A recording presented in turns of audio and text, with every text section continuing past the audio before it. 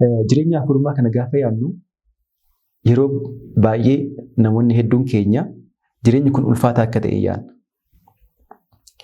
Jireenyi kun natti ulfaateera. Ani jiraachuu hin danda'u. Fooniif dhiiga Waaqayyo fudhachaa jiraachuu hin danda'u. Cubbuun natti ulfaata. Nus kophaa keenya hin kaanu. Jireenya kana ni jiraatta jettanii kophaa keessan hin ka'ina. Ammas jireenya afurummaa kana keessatti seenaan akka Iyyoob kun nurratti dabalamuu danda'a.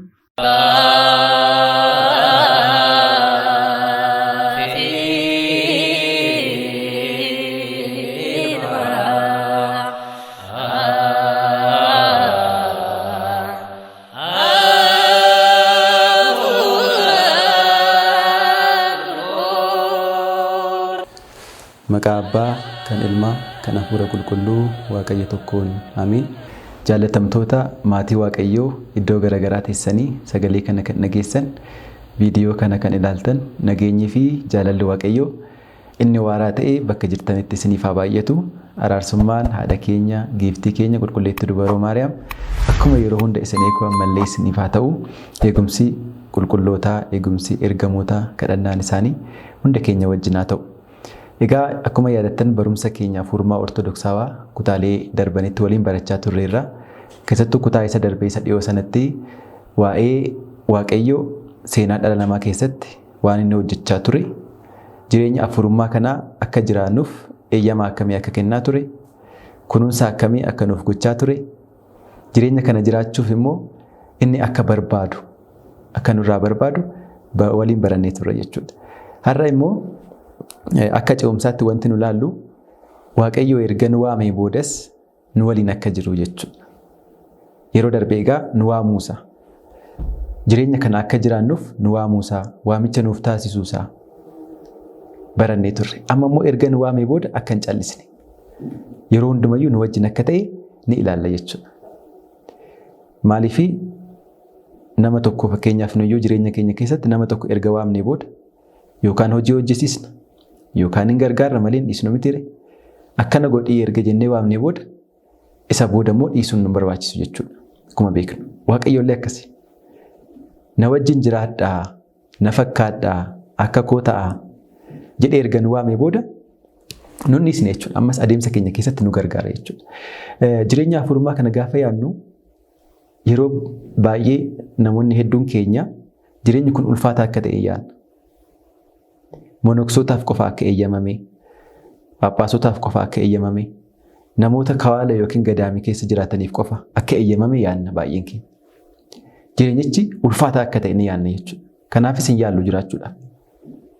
Sammuu keenya keessatti iddoo hin taane waan kennaniif jechuudha. Waan kabajne nutti fakkaatee garuu jireenyicha ofirraa dhiibna jechuudha. Jireenya kana kan jiraannu kennaa Waaqayyootiin. Kennaa Waaqayyootiin malee humna keenya ni miti. Kana hubachuun bu'uura ta'a. Maaliif wantoonni yeroo darbe baranne hundi isaaniitu nurraa kan maddanii miti. Eenyurraa kan dhufan? Waaqayyoorraa kan dhufan kennaa isaati. Jireenyi kun mataan isaa kennaa isaati. Iccitiiwwan yeroo darbe baranne hundi isaanii kennaa isaati. Kan keenyaa miti, nurraa miti. Nuti eeyyama keenya kennuudhaa waliin jennee ture yeroo darbe mitire. Eeyyama keenya kennuudhaan Waaqayyoof. Kanaaf jireenya kana ofirraa fageessuun hin barbaachisu. Maaliif kana kaase? Jireenyi kun nu ulfaataa jennee gaafa yaadnu Waaqayyo nu wajjin ta'uusaa akka yaadannuuf jechuudha. Amma caqasoota kitaaba qulqulluu keessaa kaasna. Abboota waamaman, namoota Waaqayyo waame akkamitti akka isaan gargaaraa ture jechuudha. Caqasoota waliin kaasnee baranna jechuudha. Maaliif kophummaan akka nutti hin dhaga'amne jechuudha. Qormaanni seexana irraa gaafa nutti dhufu, namoota irraa gaafa nutti dhufu akka yaadannuuf jechuudha caqasoota kanneen. Jireenyi kun natti ulfaateera. Ani jiraachuu hin danda'u. Fooniif dhiiga Waaqayyo fudhachaa jiraachuu hin danda'u. Cubbuun natti ulfaata. Akka inni jedhetti deemuu hin danda'u. Nan gufadha. Jennee gaafa yaadnu edaa Waaqayyo na wajjin jira. Yoon kufes nan ka'a. Cubbuun yoon hojjedhes gaabbii nan gala. Waaqayyo na faana jira edaan sodaadhu jennee akka yaadnuuf jechuudha. Maaliif barumsa kana booda yookaan immoo wanta barannu kana booda sadarkaalee qulqullummaa ni ilaalla. Sadarkaalee barumsa afuurawaa kana ni ilaalla. Isatti aansanii immoo wantoota tokko tokko ni ilaalla. Isaaniif abdii kutannaan akka nutti hin dhaga'amne jechuudha. Hin danda'amu jennee akka yaadne. Yoo yaadattan ta'e duuka buuta wajjiniin Waaqayyo gooftaan keenya Iyyasuus Kiristoos yeroo turetti wantoota tokko tokko yeroo kaasu kun immoo hin danda'amu jedhu duuka buunni akka jechaa turan. Inni maal jedhee isaaniif deebisaa ture? Kuni namootaaf miti Waaqayyoof ni danda'ama isaaniif jechaa ture. Jireenyi kun nuufi miti kan danda'amu Waaqayyoof jecha ni danda'ama. Sababa Waaqayyootiif jecha. Nurraa kan eegamu maali? Laphee fi eeyyama keenya kennuudha. Inni eeyyama isaa nuu kenneera. Barumsa kutaa darbee keessatti akkuma ilaaltan uumama keenyarraa jalqabee hanga amma jiraannu kanatti eeyyama isaa nuu kenneera Waaqayyo. Jireenya kana akka jiraannuuf. Inni eeyyama isaa erga nuu kenne nuti immoo eeyyama keenya kennuun waan salphaadha jechuudha. Waan salphaadha. Kanaaf Waaqayyo gooftaan keenya erga nu waamee booda egaa akka nu ganne nu wajjiniin akka jiru jireenya kana keessatti akka nu gargaaru caqasoota muraasa kaasnee haa ilaallu jechuudha. Tokkoffaa irratti kan argannu egaa seenaan baay'een ni jiru. Isin kitaaba qulqulluudhaa dubbisuu ni dandeessanii. Nuti amma kan kaasnu seera uumamaa boqonnaa 28 lakkoofsa 15 irratti kan jiru jecha Yaa'aqoobiif darbe jechuudha kan ilaallu. Yaa'aqoob egaa akkuma beektan obboleessi Esaawu jechuudha. Yaa'aqoob haadha manaa akka barbaaddatuuf gara biyya eessuma isaa gara Laabaa akka deemuuf Beersaabeehii ka'ee gara Kaaraan akka deemuuf abbaan isaa Yisaaq yeroo isa ajajetti Yaa'aqoob biyya isaatii ka'ee gara biyya eessuma isaa gara Laabaa deemaa ture. Gaafa kana aduun itti lixxeetu daandiirra bulee mitire Beeteel iddoo jedhamtu yookaan Loozaa daandii Loozaa ishee jennu san jechuudha. Achitti gaafa bulu abjuu argee ture. Ergamoonni Waaqayyoo yeroo ol bahan yeroo gadi bu'an argee ture riqicha jechuudha. Riqicha dhaabbate Waaqayyoo olii isaarra gara mataa isaarra taa'ee ergamoonni immoo yeroo bahanii fi yeroo bu'an argee ture jechuudha. Halkan sanatti Waaqayyoo mul'ataan dubbiitti dubbate qaba. Seera uumamaa boqonnaa 28 lakkoofsa 15 Yaa'aqoobiif jechuudha. Maal kan jedhu? Kunoo ani si waliinan jira. Daandii deemtu hundatti sin eegaa isaan jedhe.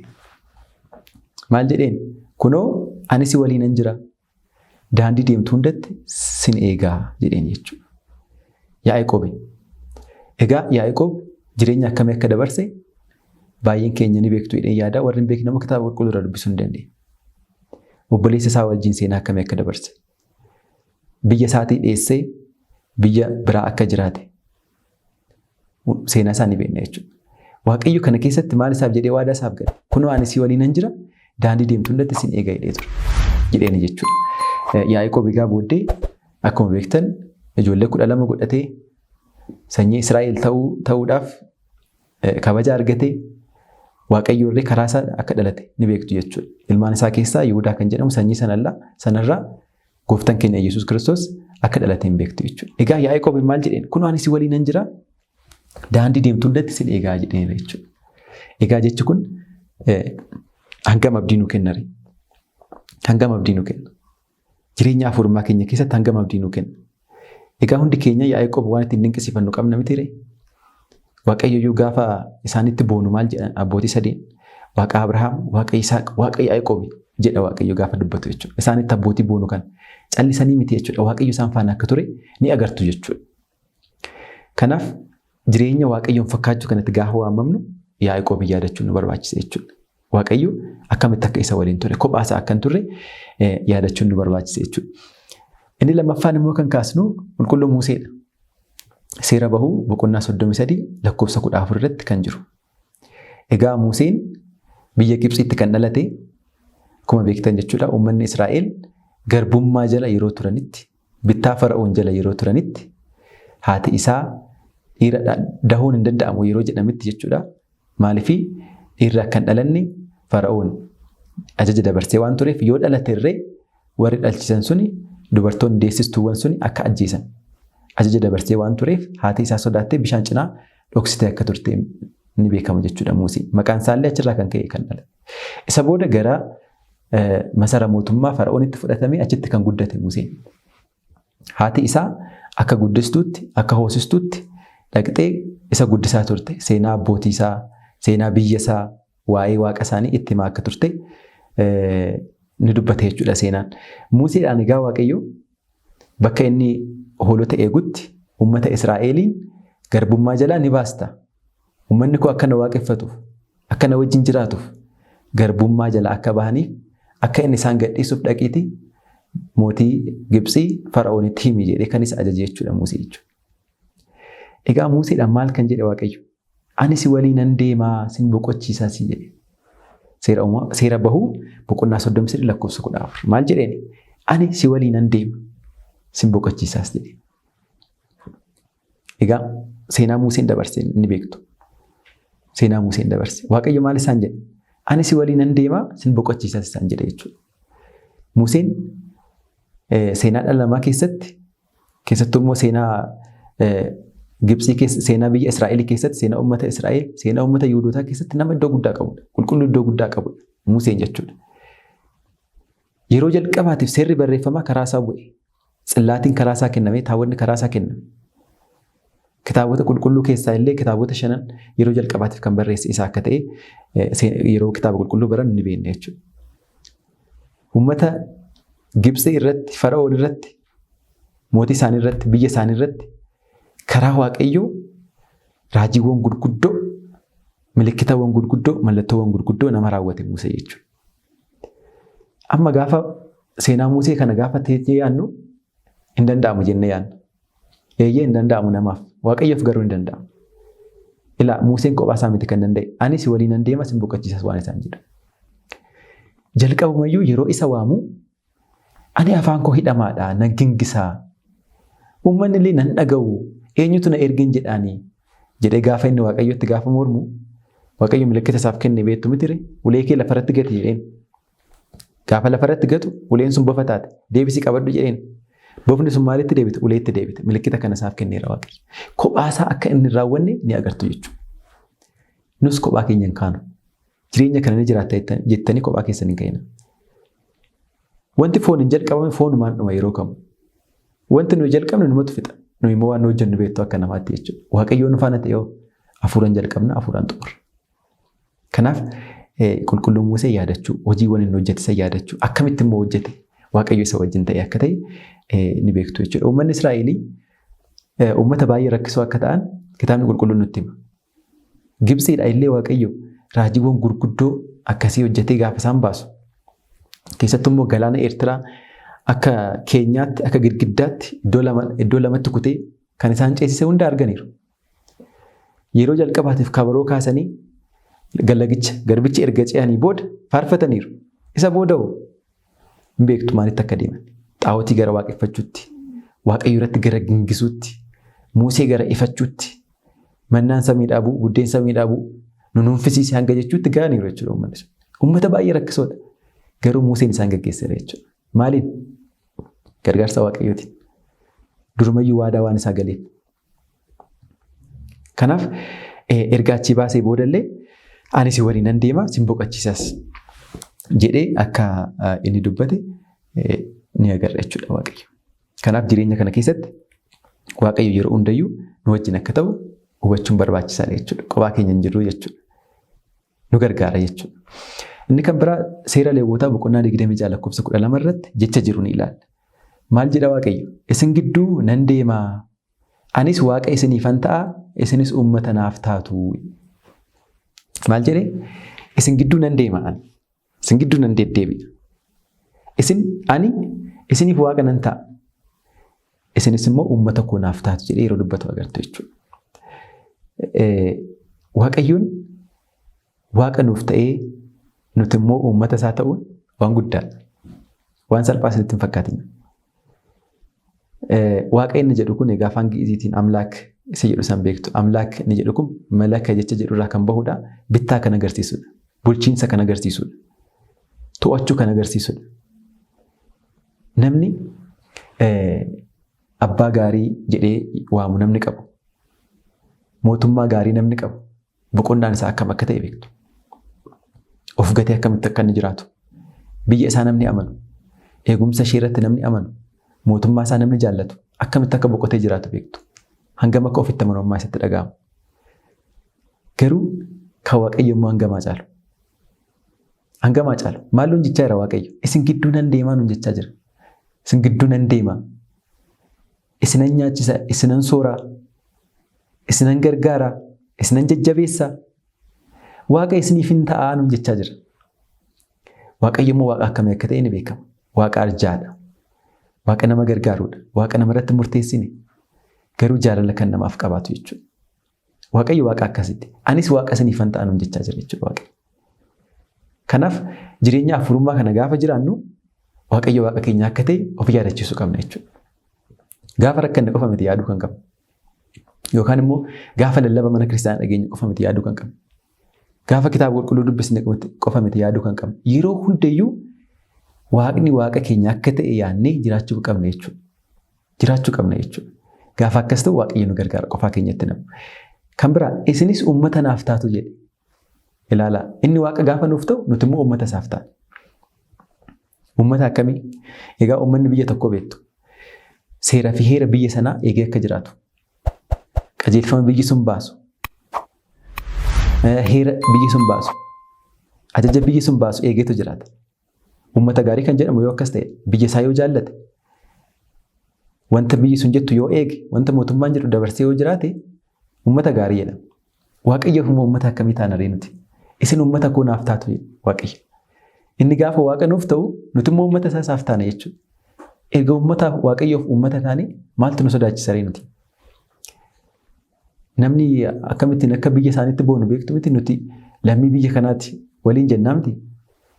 Kiyya lammiin biyya akkasiiti. Ani uummata akkasiiti waliin jenna. Uummata lafarraa sanyii lafarraa irratti erga boonnee Waaqayyoof uummata ta'u irratti immoo akkamittiin boonu, akkamittiin bilisa baanu, akkamittiin boqonnaa godhan. Uummata Waaqayyoo. Egaa maalin jedha asirratti? Jireenya afurummaa kana jiraachuudhaaf gaafa kaanu uummata Waaqayyoo akka taane yaadachuu qabna jechuudha. Uummata Waaqayyoo ta'an bulchaan keenya Waaqayyoodha. Waaqayyo immoo gaafa nu bulchu wanna sodaannu jiru jechuudha.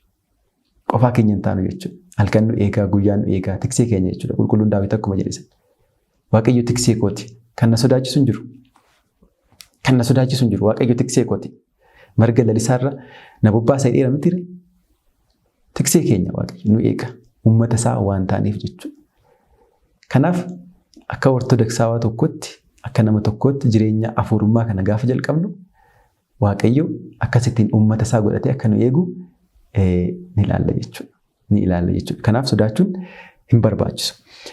Inni kan biraa seera keessa deebii boqonnaa 31 lakkoofsa 6 irratti jecha argamudha. Maal jedha Waaqayyo? Jabaadhaa. Jabaadhaa. Hin sodaatinaa. Fuula isaaniirraa kan ka'e hin rifatinaa. Waaqayyo Waaqni kee inni si waliin deema, si hin gatu, si hin dhiisu jedha. Kun immoo waa'ee uummanni Israa'el diina isaanii akka mo'ataniif Waaqayyo jecha isaaniif dubbate. Eenyuyyuu akka sodaachuu isaanii hin qabne. Maal isaaniin jedhe? Jabaadhaa isaaniin jedhe. Jabaadhaa dhaabbadhaa. Jechi kun egaa uummata Israa'el qofa akka hin dubbatamne ifaadha. Maaliif kitaabni qulqulluun ergaan isaa bara tokkotti uummata tokkotti dubbatamee kan darbu miti. Kan darbu miti. Maal jedhu nda'uun barsiisonni tokko tokko maal jedhu inuma maqaa keenyatti jijjiirame malee seenaan hunda keenyatu kitaaba qulqulluu keessa ni jira jedhu. Maaliif wanti nu ibsu wanti jireenya keenya irraatiif nu fayyadu kitaaba qulqulluu keessa taa'eera. Maaliif hanga addunyaan kun darbutti jechi Waaqayyoo hin darbu yeroo kamuu waan ta'eef. Jechi Waaqayyoo hin darbu. Kanaaf jabaadhaa gaafa jedhu uummata Israa'eliin qofa miti nuunis nu jechaa jira jechuudha. Kanaaf jecha kana kan kaasaa jiru. Jabaadhaa hin sodaatinaa isaanii jedhu. Meegaa gaafa nuti immoo jireenya afurummaa kana kaayyoo godhannee Waaqayyoon fakkaachuuf gaafa deemnu kana immoo jabaadhaa nuun jedhe jechuudha.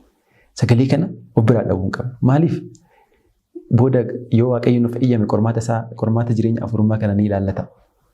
Wanti baay'eetu jira wanti nu mudatu. Seexana irraa qorumsi nutti dhufaa. Miira keenya foonii irraa qorumsi nutti dhufaa. Hiriyoota keenya irraa qorumsi nutti dhufaa. Addunyaa irraa qorumsi nutti dhufaa. Siyaasa amma jiru irraa qorumsi nutti dhufaa. Diinagdee keenya irraa kan ka'e qorumsi nutti dhufaa. Hiriyoota keenya hojii irraa qorumsi nutti dhufaa. Bulchitoota mana hojii keenya irraa qorumsi nutti dhufaa. Tajaajiltoota mana kiristaanaa irraa illee qorumsi nutti dhufaa.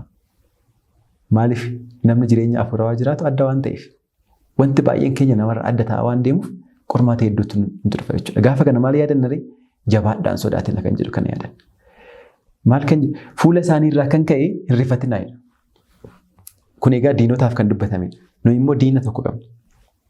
Inni eenyu? Seexana. Seexana. Kanaafuu jecha kana maal jennee dubbisna ree? Fuula seexanarraa kan ka'e, sodaachisa isaarraa kan ka'e, sagalee isaarraa kan ka'e, shira inni xaxu irraa kan ka'e hin sodaannu jechuudha. Hin rifannu jechuudha. Hin rifatinaa hin jedhu jechuudha Waaqayyo. Kanaaf jireenya kana eegallee guyyuma eegaluuf murteessinirraa jechuudha. Eegaluu gaafa hin jedhu egaa nuti namni warri cuuphamneerra. Garuu kennaa sana hin jiraachuu dadhabne jechuudha. Kanaaf eegaluu jechuun keenya kennaa sanatti deebinee Waaqayyo bakka jiru of barree Waaqayyo wajjin jiraachuuf gaafa kaanu jechuudha. Warri ganaa cuuphamu immoo cuuphamu sana gaafa jalqabu qorumsa keessatti mudata jechuudha. Kanaaf fuula seexanarraa kan ka'e sodaachuun akka hin barbaachisne. Fuula qormaataa irraa kan ka'e sodaachuun akka hin barbaachisne. Wanti hundiyyuu yaa ilmaan Waaqayyo beektanii wanti hundiyyuu yeroo haasofnuu fi yeroo yaadnu waan baay'ee salphaadha. Gochaan gaafa dhufu garuu wanti hundi ulfaataadha. Qorumsa akkaataa sanaan dabarra akkanatti dabarreena garuu gochaan gaafa dhufu baay'ee ulfaataadha. Akkamitti salphisna ree? Jecha Waaqayyo yeroo hunda laphee keessatti qabachuudhaan. Yeroo hundayyuu laphee keessatti qabachuudhaan jechoota kanneen akkasii kana jabaadhaa isa wajjin hin jiraani. Hin sodaatiin akkanum jedhe jechuudha. Kanaaf maal gochuu qabna ree nuti? Jecha Waaqayyo kana laphee keenya keessa kaawwanne yeroo hunda ofitti himuu qabna jechuudha. Dadhabbiin gaafa nutti dhagahamu. Jireenya kana nuufuu gaafa nutti dhagahamu. Kashalabummaan gaafa nutti dhagahamu. Qorumsi gaafa nutti baay'atu fuula isaaniirraa kan ka'e hin sodaatinaa kan jedhu kana ofitti deddeebisnee dubbisna jechuudha. Maaliif dadhabbuun, kashalabummaan, qorumsi diina jireenya hafuurummaa waan ta'aniif. Nu jajjabeessanii malee diina jechuudha isaan.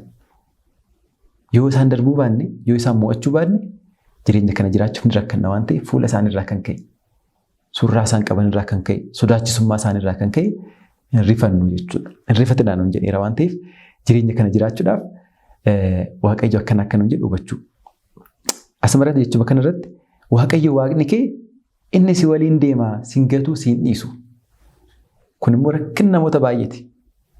Waaqayyo na gateera, na irraanfateera, bakka hin jiruyyuu nan beeku. Jennee namoonni baay'een maqaa Waaqayyo gaafa balleessinu jechuudha. Amantaa keenya gaafa dagannu jira jechuudha. Inni garuu maal nuun jedhe sin gatuu, sin dhiisuu nuun jechaadha. Nama tokko beektume kitaaba qulqulluu keessatti Iyyoob jechuudha. Iyyoob nama akkamii ture? Addunyaa kanarratti mee akka Iyyoob qorumsi irra gahee Waaqayyoon ganuu kan dandeessisu qorumsi irra gahee kan jiru eenyu mee waama? Iyyoob waan hin dhabne maal qaba? Wanta qabu hundayyuu dhabee bara. Qaamni isaa hanga madaa'utti supheedhaan hanga inni of hoqutti namni gahe. Nama kana caalame eenyutu Waaqayyo na gate jechuun qaba. Inni garuu hanga dhumaatti maal jechaa ture? Waaqayyo maqaan isaa galatu. Inni kenne inni fudhate jechaa ture. Egaa kitaaba Iyyoob biratti gaafa dubbistan seexan ifumatti eeyyama Waaqayyo irraa gaafatee yookaan Waaqayyoon dubbisee akka isa qoree nagartu jechuudha. Ifumatti jechuudha. Ifumatti waraana irratti bane Iyyoob irratti. Nuti immoo qulqullummaan keenya achiin nu ga'u sa'a kanatti. Qorumsi nutti dhufu foonuma keenyarraa, fedhii keenyarraa qorumsi nutti dhufu. Isumayyuu yoo ta'e Waaqayyo akka nu ganne yaadachuu qabna jechuudha. Keessattuu immoo seenaa Iyyoob kanarratti. Egaa Iyyoob qabeenya yeroo sana ture. Wantoota namni qabu jedhamu. Horiin otoo nafiin. Wanta namni yeroo san qaba jedhamu hunda qaba ture. Hunduma isaaniirrayyuu qabeenya nama qabu ture. Sooressa ture. Iyyoob jechuudha. Isa booda sababa seexanaatiin qorumsaan maal dhabe? Qabeenya isaa guutuu sana dhabe. Yeroo qabeenyi isaa akka bade yeroo itti himanii inni tokko dhufee otoo afaan isaatiin fixate inni biraa dhufee itti hima jedha. Wanti kee sun akkasitti badee shiftoonni akkasitti fudhataniiru. Wanti kee akkasitti du'ee akkasitti booji'ame jedhee inni tokko otoo afaan hin fixin inni kan biraa immoo dhufaa ture. Meeshaan iddoo isaa san ta'ati yaada akkamittiin akka ulfaatu. Qabeenya keessan mee ilaala keessattuu abbootiin qabeenyaa yoo kana dhageessan ta'e. Qabeenyi isin qabdan har'a hin jiru otoo isin hin jedhani amma sa'a kanatti hin jiru otoo isin hin jedhani maal taatu? Baay'een keenya jechuudha qabeenya gaa guddaa xiqqaan jedhamu mitire qabeenya kan jechisiisu wanti nuti laphee keenyatti iddoo kenninuuf sun wanta guddaa isaa ta'u xiqqaa isaa ta'u isatu murteessa jechuudha. Laphee keenya keessa yaada jiru sana. Bilbilirree qabeenya mitire bilbila keenya namni jaalala. Wanta qabnu mana keessatti isaa ta'u horii nuti qabnu manneen qabnu hundayyuu har'a hin jiru otoo jedhanii maal jenna? Maaltu nutti dhaga'ama? Iyyoob garuu Waaqayyo kenne Waaqayyo fudhate. Galanni Waaqayyoof haa ta'u. Maaliif Waaqayyo akka san ganne hin beekaka? Waaqayyo akka san ganne jecha kanarratti akkuma agarra jechuudha. Si hin gatu sin dhiisu akka jedhe jechuudha. Ammas jireenya afurummaa kana keessatti seenaan akka Iyyoob kun nurratti dabalamuu danda'a. Qabeenya guddaa qabaachuun nu barbaachisu. Qabeenya jechuun iddoo nuti waan saniif kenninu siniin jedheera. Maaliif kitaaba irratti illee dubbatama miree kitaaba monoksotaa irratti akkuma dubbatu jechuudha. Qabeenya jechuun warqii qofa miti. Qarshii qofa miti qabeenya jechuun. Wanti yaadni keenya itti hidhame hundi qabeenya waan ta'eef. Isaan gaafa dhabnu Waaqayyoo ni yaadannaa kan jedhu sun murteessadha jechuudha. Iyyoob ammallee taansee maal dhabe? Ijoollee isaa mana obboleessa isaanii keessatti yeroo isaan walitti dhufanii waliin haasa'an yeroo waliin taphatan manni irratti jigee du'an. Maal jettu immoo isin maatii keessa ijoolleen keessan qabdan yeroo isin jala dhabamu. Maal jettu? Inni ammas maal jedhe? Waaqayyo kenne Waaqayyo fudhate. Galanni Waaqayyoof haa ta'u. Maaliif? Akka isa gatu hin beeku. Akka isa hin ganne hin beeka waan ta'eef. Akka isa hin dhiisne hin beeka waan ta'eef. Waaqayyoon dursee waan amaneef jechuudha. Dursee jecha kana waan amaneef Waaqayyootti laphee isaa waan kenneef qorumsa kana keessa darbeera jechuudha. Ammas ati yaa nama afuuraa ta'uuf deemtu waa kana bari. Qorumsi akkasii kun si mudachuu danda'a jechuudha. Nu mudata jechuudha. Gaafa hin qabu. Garuu hin darbama jechuudha. Hin darbama jechuudha. Kanaaf Waaqayyo gooftaan keenya isin hin gatu isin wajjinan jira isin hin dhiisuu jedhee kan dubbatu ni ilaalla jechuudha. Inni tokko immoo kan kaasnu Iyyaasuu kaasna. Iyyaasuun uummata Israa'el namoota gaggeessaa turan keessaa tokko akka ta'e bara moototaa dura nama ture Musee faanaallee nama ture akka ta'e beektu jechuudha. Kitaaba Iyyaasuu boqonnaa 1:9 irratti jechi wayii akkas jedha. Bakka deemtu hundatti Waaqayyo uumaan kee si waliin jiraatii jabaadhu hin sodaatiin hin rifatin jedhee sin ajajne tin jedhe Iyyaasuudhaan bifa gaafiitiin jechuudha. Maal jedheen? Bakka deemtu hundatti Waaqayyo uumaan kee si waliin jiraatii jabaadhu. Hin sodaatiin. Hin rifatin jedhee sin ajajne. Jedhamee Iyyaasuutti yeroo dubbatamu ni agartu jechuudha. Egaa Iyyaasuu boqonnaa 1 gaafa dubbistan egaa bulchiinsi Israa'el Musee irraa gara Iyyaasuutti yeroo darbu Waaqayyo Musee faana akka ture Iyyaasuu faanallee akka ture akka jiraatu yeroo waadaa itti galu ni agartu jechuudha Iyyaasuu irratti.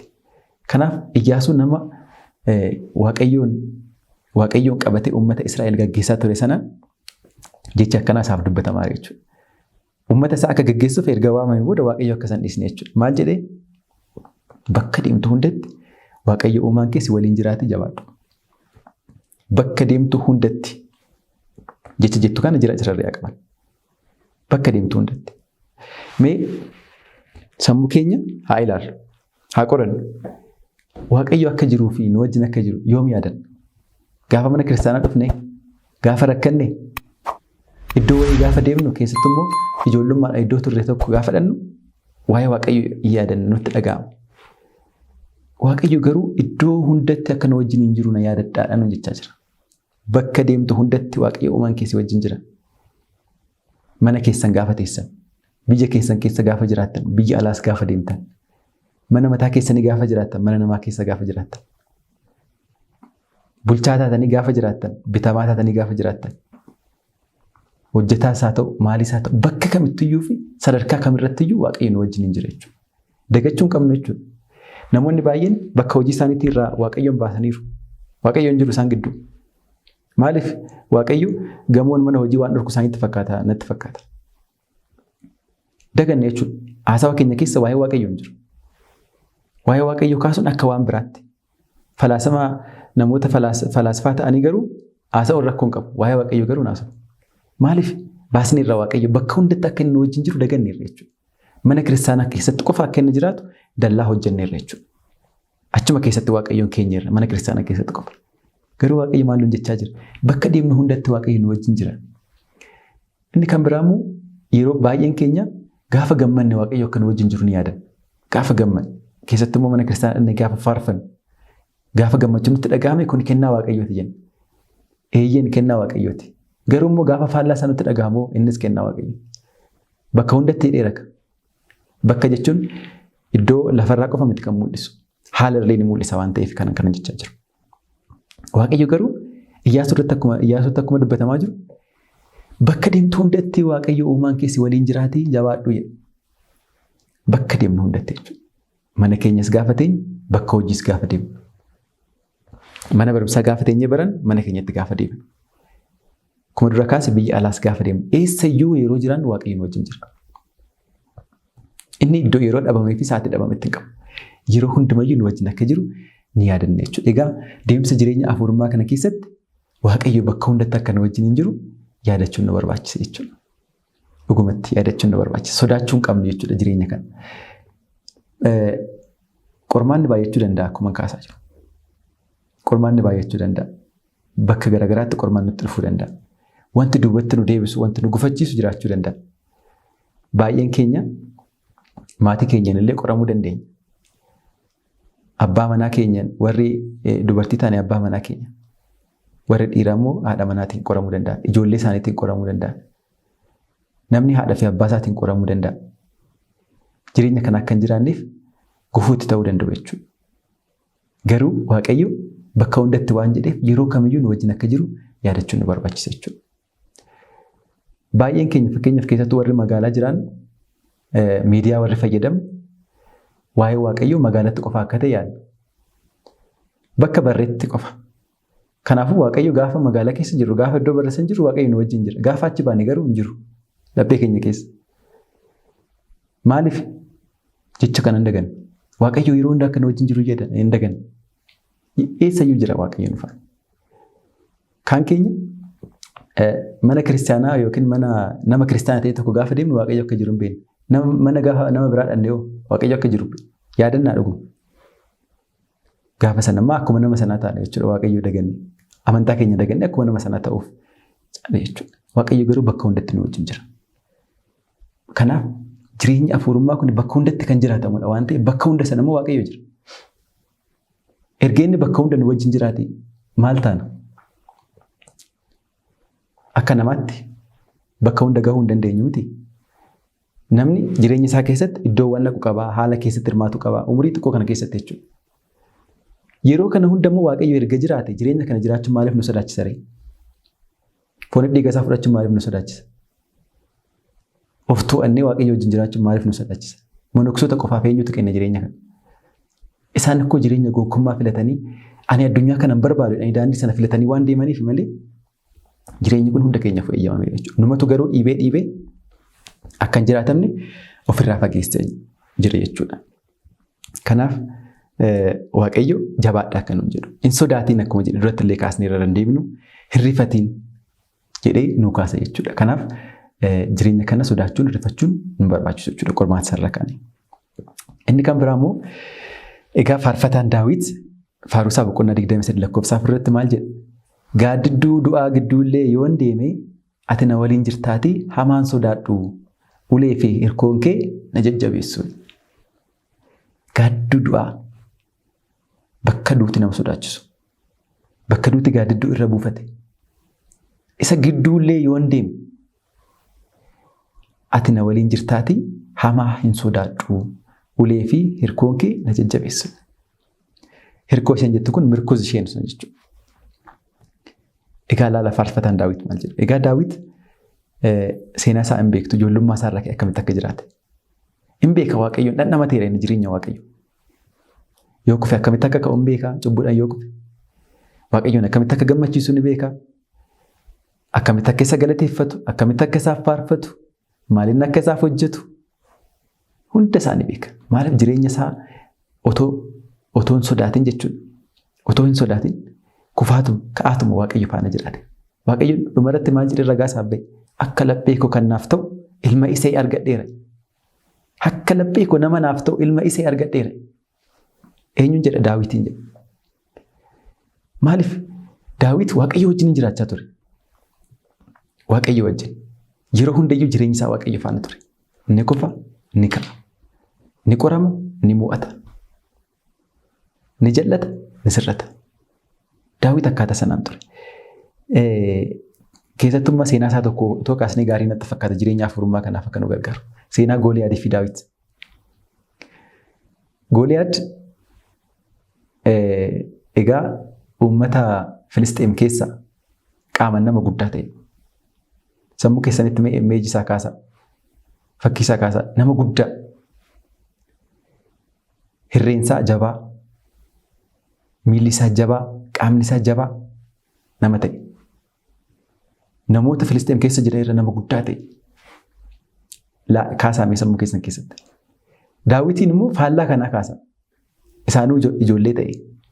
Akkam gootaniitu lolaaf nama xiqqoo taatanii lolaaf nama guddaa kana fuuldura akkamittiin dhaabbattu. Amantaan Daawit baay'ee kan nama dinqudha. Uummanni Israa'el sodaatee ture baay'ee. Maaliif warri Filisxeemotaa isaan irratti boonaa turan achi as mee fidaa ka'a. Eenyutu Gooliyaad wajjin eenyutu wal lola mee as ergaa nama jechaanii turan. Eenyu erguree jechaa fidan. Waaqayyo garuu Daawitin ol kaawwatee ture. Tiksee walaa taasisee ol kaawwatee ture. Daawit humna Waaqayyoo hin beeka waan ta'eef Gooliyaadin anatu waraanaa jedhe. Anatu waraanaa jedhe. Dubbisuu dandeessan kitaaba qulqulluu irraa seenaa isaa jechuudha. Anatu waraanaa jedhe. Inni sun qaama isaa guutuu maaliidhaan haguuggateera. Sibiilaan haguuggateera. Qaama isaa guutuu mataa isaa irraa ka'ee hanga dhumaatti. Garuu iddoo nafte adda isaa keessa iddoo muraasa haftee turte jechuudha. Ishee keessan Waaqayyo irraa karaa Waaqayyoon gargaarame Daawit furrisa isaatiin dhagaadhaan Gooliyaadin akka ajjeese kitaaba kanarraa kitaaba qulqulluurraa dubbisuu ni dandeessan jechuudha. Kanaaf Waaqayyoon gargaarsa gaafa godhatu Daawit jireenya isaa keessatti akkuma asirratti dubbate gaaddidduu du'aa gidduullee yoo hin deemne ati na waliin jirtaatii hamaan sodaadhu. Gooliyaadin illee hin sodaadhu.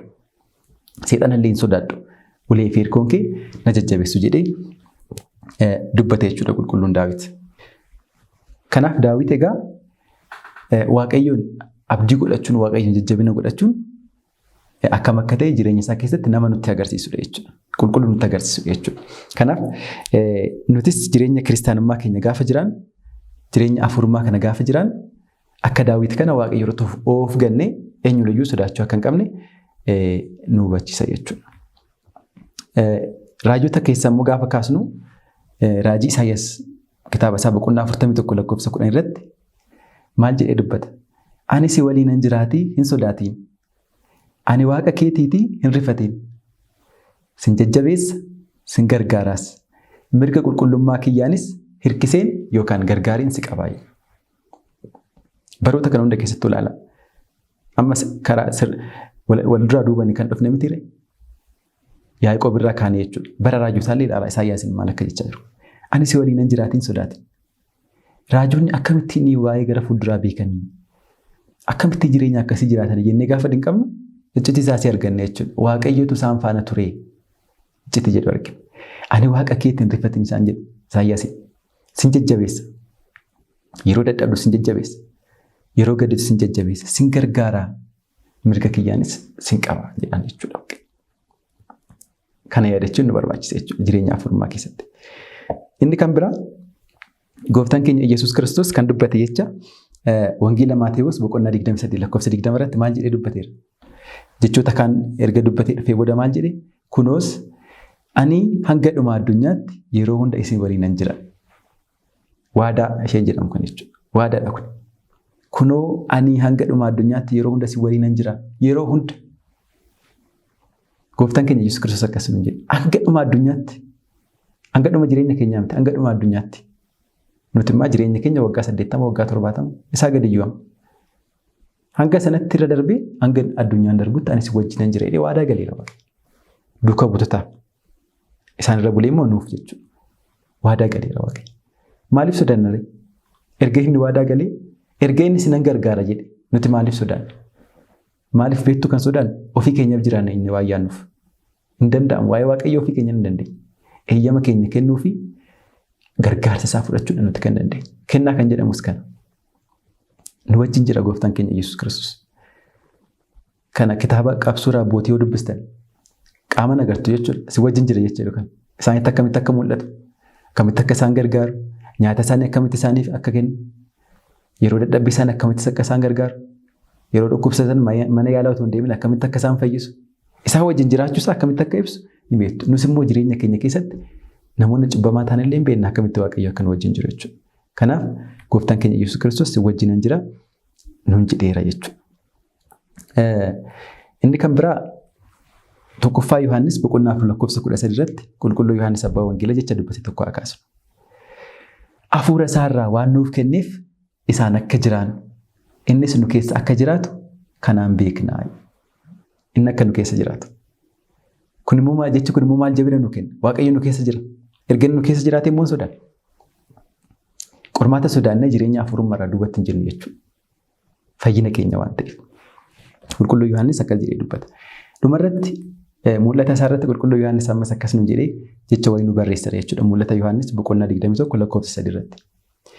Sagalee guddaan samiirraa kunoo dunkaanni Waaqayyoo namoota gidduudha. Isaan waliinis nan bulaa. Isaanis uummata isaa ta'u.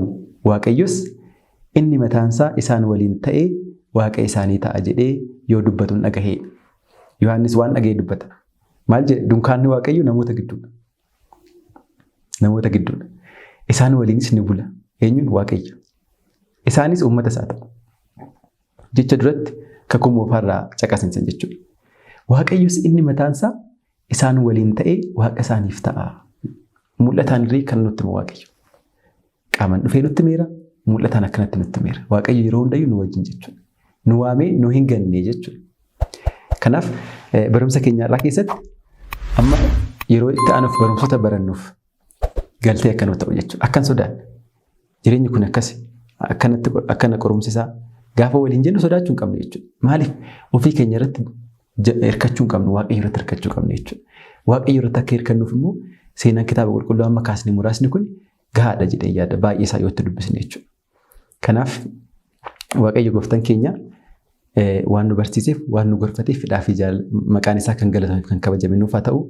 Egaa yeroo itti aanutti immoo sadarkaalee jireenya hafuurummaa kan jedhu ni eegalla. Hanga sanatti barumsaa irra barannee jiraachaa firii 30, firii 60, firii 100 akka buusnuuf Waaqayyo gooftaan keenya nuuf haa eeyyamu. Nagaa ta'a.